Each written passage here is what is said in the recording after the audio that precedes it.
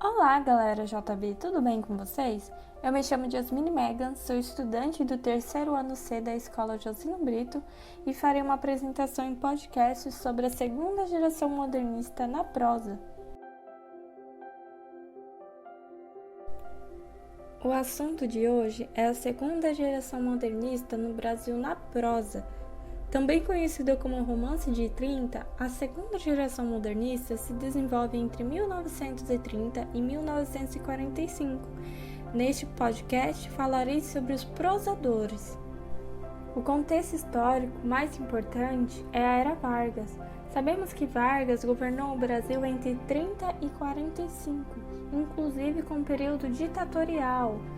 Isso também é importante para entender algumas obras. Outra característica importante: esses autores são chamados de Romance de 30. Uma dica para ficar fácil de diferenciar em uma prova, por exemplo, a poesia da prosa: se a prova estiver falando sobre o Romance de 30, quer dizer que está perguntando apenas dos prosadores.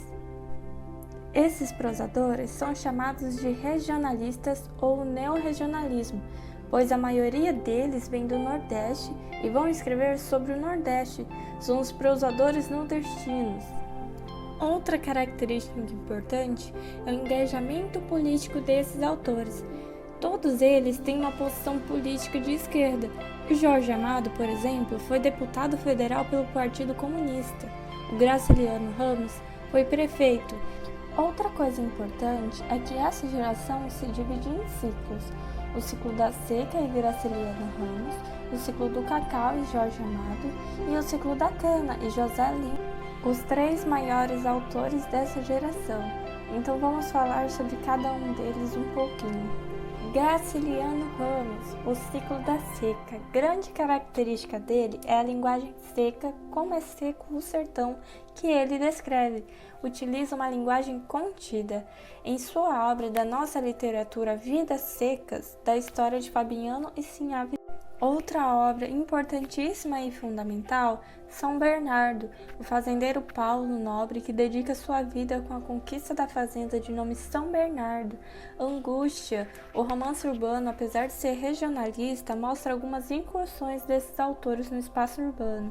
Em relação com a Era Vargas, o nosso amigo Graciliano Ramos foi preso no Estado Novo e escreve a respeito dessas experiências na famosa obra Memória. Na sequência, Jorge Amado, no ciclo do cacau.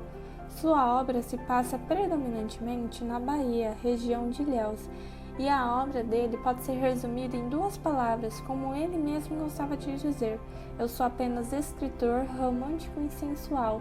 Ele tem 3 fases de sua carreira. A primeira fase, mais proletária e mais engajada, nesse momento o livro a ser lembrado é Capitães de Areia, onde os meninos de ruas que são um pouco bandidos e um pouco heróis. A segunda fase, que é a fase mais ligada ao cacau, nessa fase a gente tem a obra-prima dele, Terra de Sem Fim, que é um romance violento com disputa de terras produtoras de cacau por 2 famílias rivais. A terceira fase, uma fase mais popular, mais sensual, em que ele vai focar nas mulheres baianas, como Dona Flor e seus 2 maridos, Gabriela Cravo e Canela, Tieta do Agreste, entre outros. A terceira importante figura dessa fase é o nosso amigo José Lins do Rego, o ciclo Cana-de-Açúcar, com um toque memorialista, pois viveu em Engenhos, foi criado no engenho de seu avô, e ele vai retratar esse ciclo da cana, que é a decadência do engenho.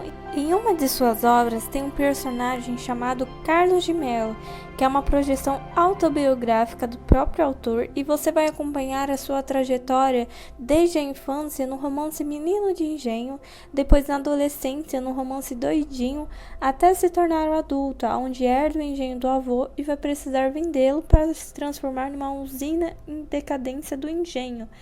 E depois ele vai voltar à última obra, ao mundo dos engenhos, escreve Fogo Morto, que é um engenho extinto, um engenho falido. 3 grandes personagens: José Amaro, Coronel Lula e Capitão Vitorino. Outros autores que precisam ser citados é Raquel de Queiroz, que escreveu o romance fantástico chamado O 15, que retrata uma seca que aconteceu exatamente no ano de 1915, onde a família de Chico Bento que vai se desfazendo durante uma retirada.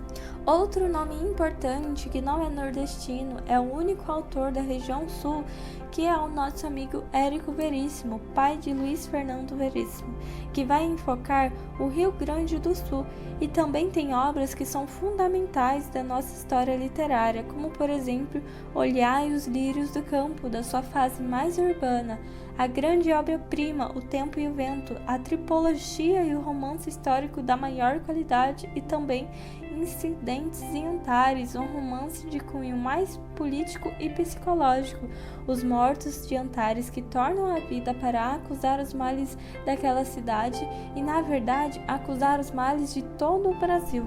E para encerrar, José Américo de Almeida, o precursor dessa galera com o romance A Bagaceira.